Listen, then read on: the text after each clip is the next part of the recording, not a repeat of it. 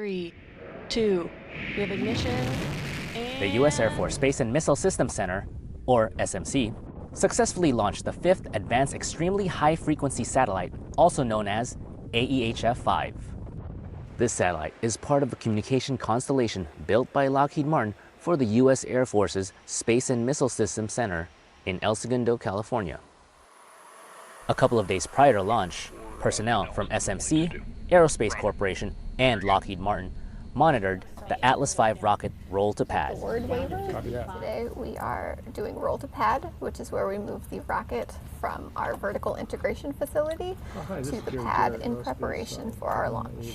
Well, if they come back and they violate above 55%, then I guess we have to do another. Personnel in this room are used to work through any possible SV anomalies, and as well as integrated anomalies where it's something that affects both the SV and the launch vehicle.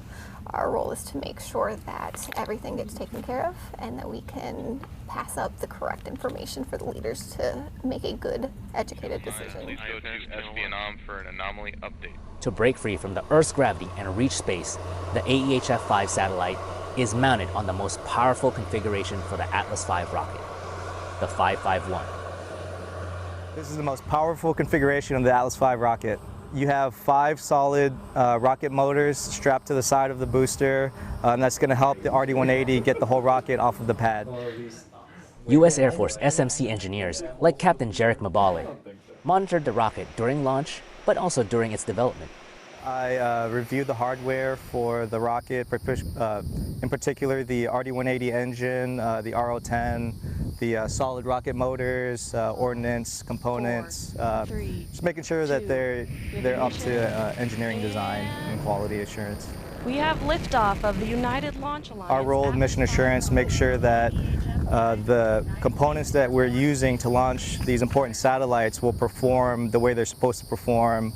They were designed quite some time ago, but over time we need to make sure that they still meet the high quality standards for putting very important satellites on top and launching them correctly.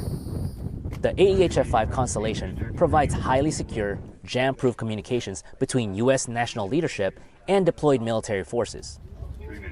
The 6th and final satellite is scheduled to launch in 2020. This is Walter Talens, Cape Canaveral, Florida.